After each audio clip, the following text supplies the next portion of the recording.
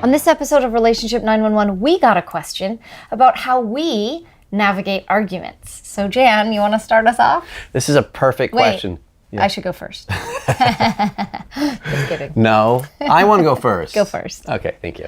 This is a great question and very timely because we're in San Diego and we were just spending some time with some friends and we were driving home and it's about an hour and a half drive and we were so excited because it was a great opportunity for us to do some work about a project that we're launching.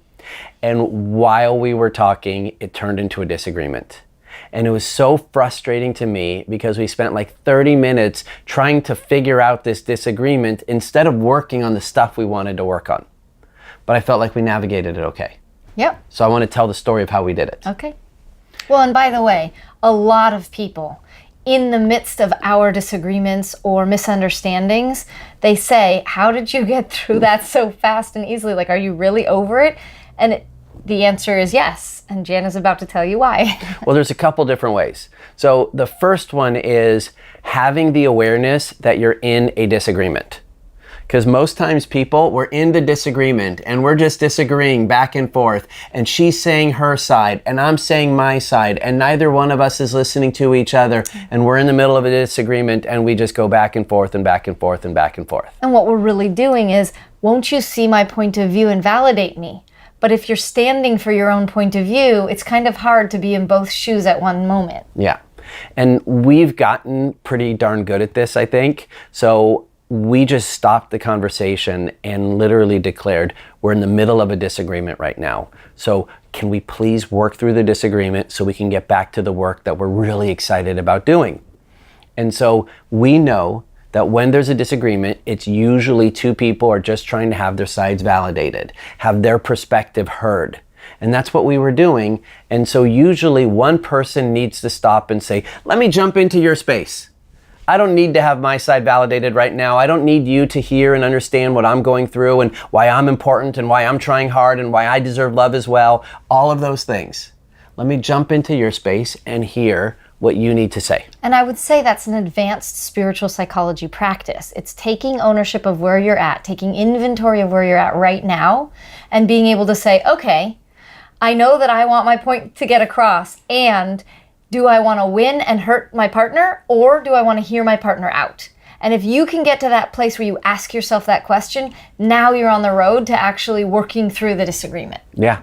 So that's what I did. I jumped into her listening and she shared all the stuff that was frustrating to her and why she felt not heard and why she was working so hard and wanted to be acknowledged and all of the things that she wanted to share. And since I wasn't trying to prove my point and because I love her, I went to a place of compassion and I was able to say, I hear you and I understand. And I did something called reflecting. And I just reflected back to her everything that she shared, both like the information and the feelings. And she then was able to do this. When you reflect someone's feelings and their thoughts, it allows them to often breathe. And then what happens is they move through their emotional upset and now they're able to hear your side. Well, and what I felt in the moment was, if you keep telling me what you think, and I don't agree with you, then I'm agreeing just for the sake of making you happy, and I'm not actually in agreement. So then we're gonna have to, at some point down the line, come back to, well, I never agreed in the first place. So the ability for us to pause for a moment and get clear both sides of our story doesn't mean we're always gonna agree on our opinions. But we have so much love and respect for each other that we're not going to fight about your opinion's right or wrong. We're going to say, okay, you have your opinion and I have mine. What do we need to do to take a step forward towards what we're trying to do together? Beautiful. And so once she was able to share her thoughts, then it came to me. I was able to share mine. And then she actually did the same thing that I did with her, which was reflecting what I was saying and what I was feeling. And then we were able to work together to then create what we wanted to do next together as a team. And I think the key is a couple of things. So the first one is what we said is being able to have awareness that you're in a disagreement so you can step outside of it. Yeah, so it's getting perspective. So it's rising above the situation as though you are the car that we were sitting in, witnessing the two of us sitting in the car. Great. And then the second thing was being able to have the awareness to be able to step out of your own experience and jump into the other person's so that they can feel heard and loved and understood.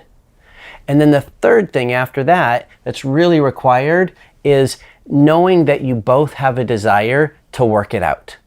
Because neither one of us want to win. Neither one of us want, I'm going to say it differently, neither one of us want to be right.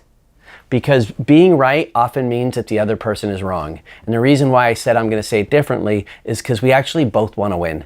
And we want to win-win. Yeah, and we want each other to win as well. Yeah. So the third part of it is having an agreement and really having the commitment of it's like being in a relationship, being in a loving relationship means that I always want her to win and she always wants me to win. Yeah, I don't want to stay mad for the sake of being mad. That does not serve anything. But I definitely want to make sure that if we're going to take steps towards creating something, that if we're in alignment, the chances are we'll create something we're proud of. And if we're out of alignment, we've got to get into alignment so we can create what the outcome is that we want. So if this is something that resonated with you, we would love to know that you enjoyed it and love to hear your thoughts. So give us a thumbs up and please comment below. And for more help with your relationships or to get more support, go ahead and press subscribe for more Relationship 911.